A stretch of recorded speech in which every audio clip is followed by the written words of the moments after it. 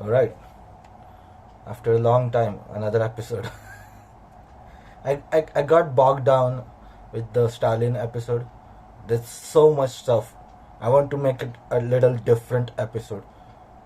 I just don't want to make it like just a biography episode. There are many myths surrounding Stalin's Soviet Union that I want to discuss and maybe even debunk. Maybe I'm wrong about those myths. Maybe those myths are actually correct, but I don't know. I wanted a truly in-depth discussion about what I call those myths, and that's why it's taking a lot longer than expected. But meanwhile, there's two new chapters of Boruto and Dragon Ball Super. So I'll discuss this while drinking this weird mixture of chocolate milk and coffee that tastes like dirt. Still delicious though. So first we start with Dragon Ball Super chapter 83. So this is the flashback that Goku is having from the last chapter. This is the flashback. So Bardock's fight with Gas continues.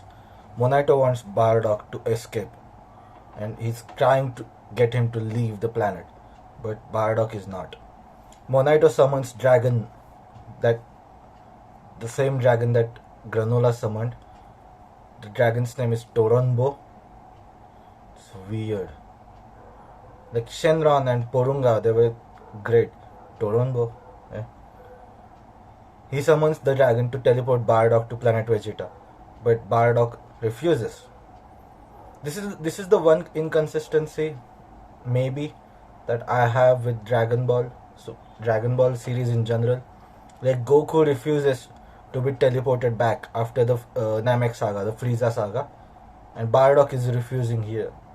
But all those Namekians and Vegeta who were evacuated by teleporting them from Namek that was about to be destroyed to planet Earth, they didn't give explicit consent to be teleported, and but somehow Bardock and Goku have refused. And in this case, Bardock refuses and he continues to fight Gas despite Gas having upper hand. Monaito thinks that Bardock is fighting as some noble thing and he's trying to protect them or whatever. And Bardock thinks Monaito is wishing on a shooting star and he wishes his sons would try, which is a nice touch. Sons, he says.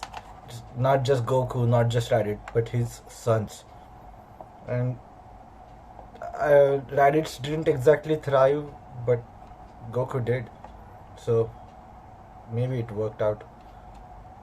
There are the other hitters, Elek and all those, whatever their names are, I forgot. They see Dragon Balls going away and they think they are shooting stars. Monaito says to himself that he was wrong and a selfish wish would bring doom. Gas is beating Bardock and then he rips his tail. Gas is about to kill Bardock with a spear, but Monaito saves him by taking the spear. Taking as in, he comes in between the Bardock and spear. And Gas is now angry because both Bardock and Monaito keep fighting instead of surrendering. Gas grabs Bardock by his neck and then Bardock uses his energy and starts fighting with just a lot more motivation, enthusiasm all of a sudden. Gas is curious about Bardock's motivation. Is it protecting Monaito and Granola? Is it revenge? No. Bardock says he won't stop fighting without victory. Gas clearly does not understand that because Gas does not have that warrior spirit of Saiyans. Bardock is stronger now because of Saiyan's ability to improve during fights. Meanwhile, Elek, who's watching their fight, says he went and let his inner nature loose. He's talking about Gas. And then Bardock ends the fight with a blast, and then both Gas and Bardock fall down. Elek asks Bardock whether he knows what Frieza is planning. Then he hints at a meteor hitting the Saiyan planet, which is nice continuity there. Elon then hits Bardock with his gun, which he really likes to do. He really likes to hit people with his gun, and then he does escape. Monaito, who has recovered somewhat, starts healing Bardock. So there's no grander motivation or some special technique that Bardock has that he uses to beat gas. It feels underwhelming, but I think this is more consistent with themes of Dragon Ball, fighting for sake of fighting. In the end of Buu Saga, Vegeta acknowledges Goku by saying he fights to improve himself, he fights to enjoy, because for the sake of fight. Bardock here is also fighting to win.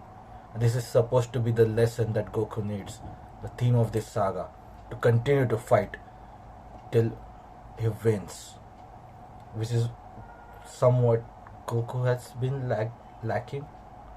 Now other times Goku has had this motivation to continue to fight because maybe his friends are in danger, maybe his planet or universe is in danger.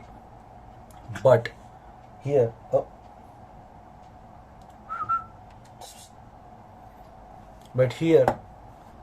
he's fighting to win.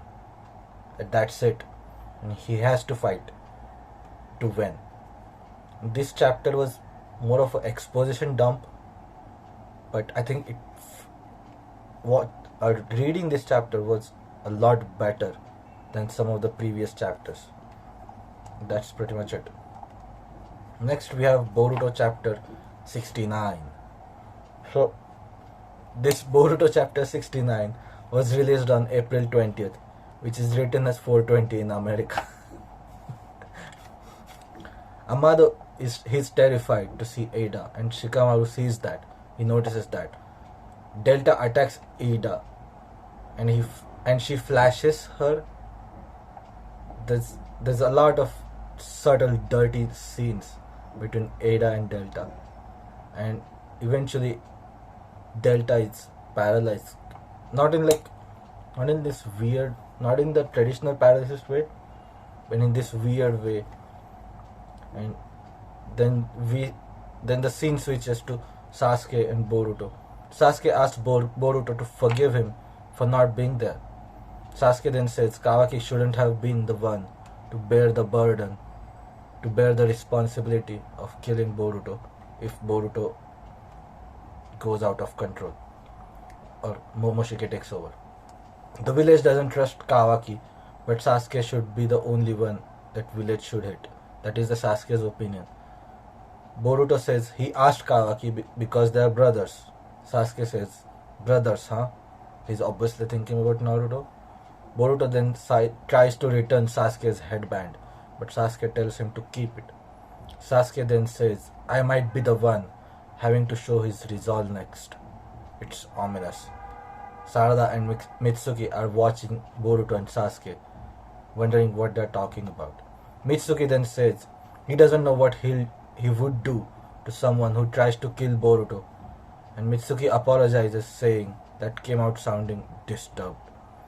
Sarada contemplates her helplessness, which she might have inherited from her mother, and Mitsuki asks her whether she likes Boruto. Sarada tries to deflect that. So, she likes Boruto? She doesn't like Boruto? What is it? Mitsuki and Sarada decide to get stronger. They want to get to Otsutsuki level, which is nice touch for manga because Boruto and Kawaki are just on a whole new level, and the enemies they're fighting, even they have to push themselves, Boruto and Kawaki, to fight those enemies. And Sarada and Mitsuki, they need to get stronger if they want to be relevant. Kawaki wakes up in the hospital and Naruto is there just like the first time. Naruto asks Sumire to give them a minute, but before she leaves, Kawaki asks Naruto if Naruto will condemn him for killing Boruto, and Sumire hears that. Naruto tells him Boruto survived. Naruto says that both he and Boruto are grateful to Kawaki for taking on the painful role. The conversation is interrupted by Ino telling them about code, and one other person entering the village. She's talking to both Naruto and Sasuke. Sasuke tells Boruto and they leave. Naruto leaves without asking Kawaki, without taking him in.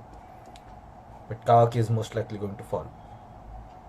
Shikamaru has trapped Ada using his shadow paralysis jutsu. Ada is surprised that he attacked her. Shikamaru is feeling fever. He asks Ino to link him or link his brain to Amado's brain. Amado then tells them about Ada. Ada can chant everyone regardless of their gender, which is why Delta falls for Ada. There's a panel there. She's so cute or whatever. Different people feel different symptoms. Headache, vertigo, impaired judgment, stiffened muscles. Amado tells Shikamaru Delta is completely enchanted. Even Ada cannot control this ability, and the enchantment effect will last till she dies. Naruto. Shikamaru tries to attack Ada, but she tells him to relax. Shikamaru says if he lets his guard down, he'll just give in and he'll be like Delta. He doesn't say he'll be like Delta, but that's what happened to him. Amado says his body will reject his thought of killing her. Quit fighting, he says, or else you might damage your mind. Shikamaru is thinking that even Naruto and Sasuke wouldn't stand a chance against her, and Code will kill them. Code grabs Amado.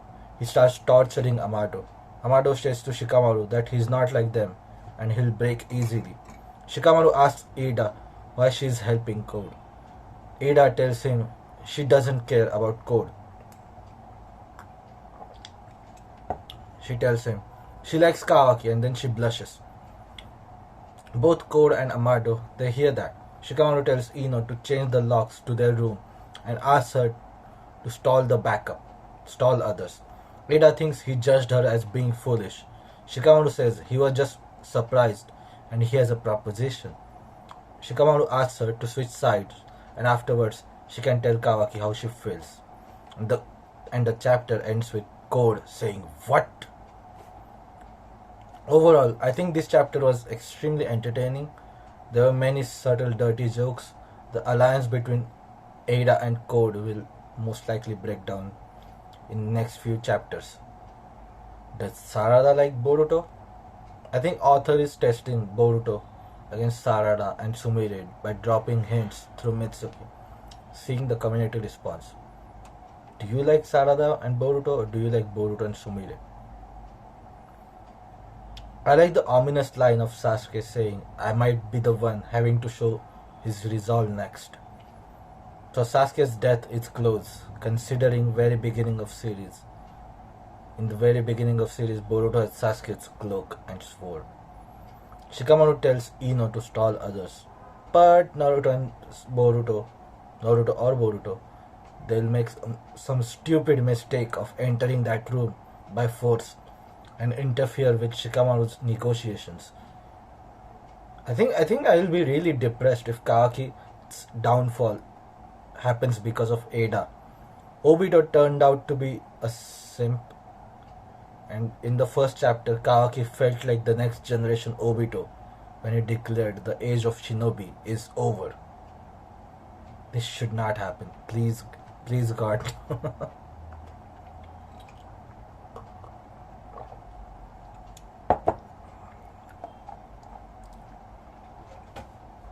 Next, Elon Musk buying Twitter.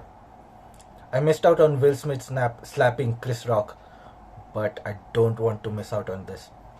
What's interesting to me is the reaction of Western media on Elon Musk's Twitter acquisition idea compared to media purchases of other billionaires. Sure, there were media publications like Jeff Bezos has Washington Post, Mark Benioff has Time magazine. Twitter is more of a communication platform than media publishing platform, or media publisher rather. And Twitter, that makes this acquisition or this acquisition idea a little different than others. But social media platforms are already billionaire owned. They're major shareholders in companies.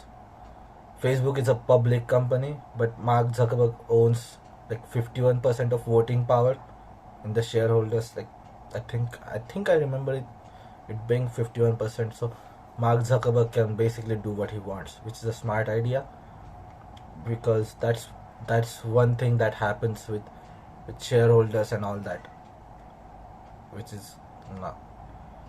I think this is smart idea, but well, a lot of people said that we shouldn't be relying on billionaires to be our saviors. True, but if governments and bureaucracies aren't going to make these changes that increase the power for common people, people will follow promises of billionaires. Blaming common people for looking up to billionaires as saviors is not a problem, but the symptom of a problem. That problem being the failures of major governments to regulate properly. So even if Elon fails to bring free speech on Twitter, how bad is it going to be compared to what we have now? Not that terrible. What's Elon Musk's hidden agenda? Marketing, of course. Tesla doesn't engage in marketing. Elon's Twitter account is good enough. It is more effective than buying ads in corporate media.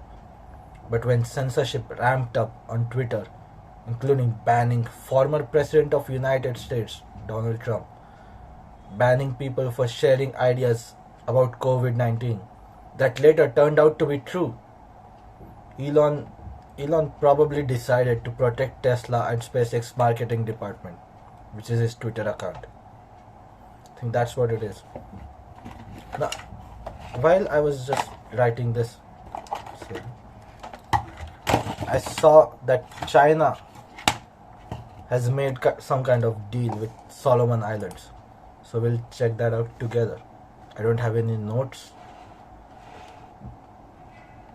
but I think we should check that out together.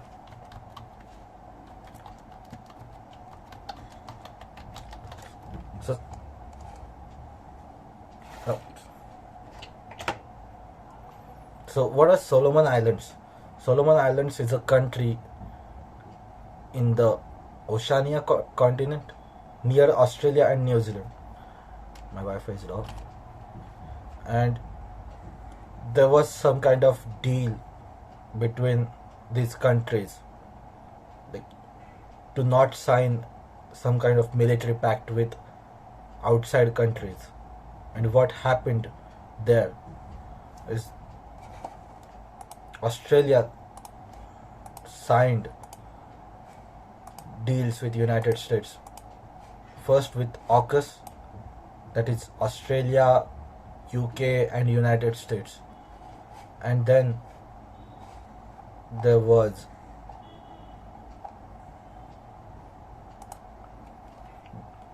deal with India, Japan, USA and Australia called Quad. And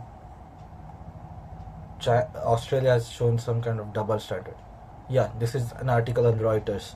China said on Tuesday it had signed a security pact with Solomon Islands, a move set to heighten concerns of United States and allies Australia and New Zealand about growing Chinese influence in a region traditionally under their sway. However, Solomon Island officials earlier appeared to suggest no agreement had yet been signed. Douglas E. Tay, chairman of Parliament's Public Accounts Committee, told fellow lawmakers that Chinese officials would arrive in mid-May to sign cooperation pact. Prime Minister Manasseh Sogavare told Parliament that a proposed security agreement would not include a Chinese military base. It said agreements would increase cooperation on trade, education and fisheries, but that he opposed the idea of allowing China to establish a military base. In Washington, the White House, which is sending high-level US delegations to Solomon's capital, Honiara, this week, said it was concerned about lack of transparency and unspecified nature of pact. Australian officials said China appeared to want to preempt the arrival of U.S. delegation Honaira, which the White House said would discuss concerns about China as well as the reopening of U.S. embassy. I think China has done a good move. Like fuck CCP, fuck Winnie the Pooh, but this was a smart move. If the agreement has been signed, I think this is a very good move. If the agreement is signed in terms of international geopolitics, because the Quad has surrounded China in Pacific, and it has somewhat cornered China in Pacific, and signing a pact with country that is near Australia. Australia doesn't have like strong military. They lost war to emus, but that was 100 years ago, which is funny. But they, but Australia is not known for its military power. China is close to Japan and India. United States is just far away, and China would have to sign a deal with Mexico or Cuba, more likely Cuba, to come up with something similar to counter the Quad, and they'll have to sign deals with some of these islands, which includes Solomon Islands, if they want to counter Australia. I think geopolitical scene is heating up right now, and it's makes me excited, which is weird. Like I hate China, but this game, like this chess pieces, or all these geopolitical game, like these chess pieces, they make me excited. I don't know why. So what are Australian concerns? Canberra is concerned that the pact could be a step towards Chinese military presence less than 2,000 kilometers, 1,200 miles from Australia's shore. Foreign Minister Marise Payne said Australia was deeply disappointed and continued to seek details of the terms of the agreement, noting that signing had been announced by China. She also expressed concern about lack of transparency and said the pact had potential to undermine stability in our region.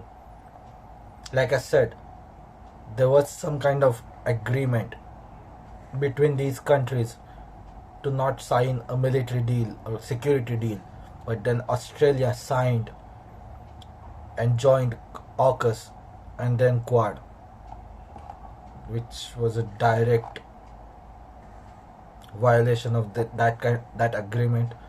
And Solomon Islands, it has population less than 1 million, and it doesn't matter like that much to like, yeah, we want to improve that island or whatever, we want to invest in that. It's 100% military strategy. It's definitely a geopolitical strategy and nothing else. We are now a different site. Yeah, so they are trying to figure out what's going on, and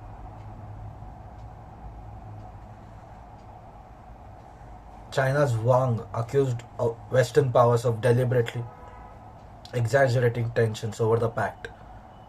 Security cooperation between China and Solomon Islands is normal exchange and cooperation between two sovereign and independent countries. True, but yeah, it's really weird. Solomon Islands only recognized Beijing in 2019 after switching its ties from Taiwan, the self-governing island China considers a breakaway province. Surging unemployment and opposition to Sogawari's leadership has sparked mass unrest in the country. In November, protesters tried to storm the parliament during several days of deadly rioting. US to reopen Solomon Islands embassy amid moves to counter China. So I think This was a good move. Good move, Winnie the Pooh. And that's it for today.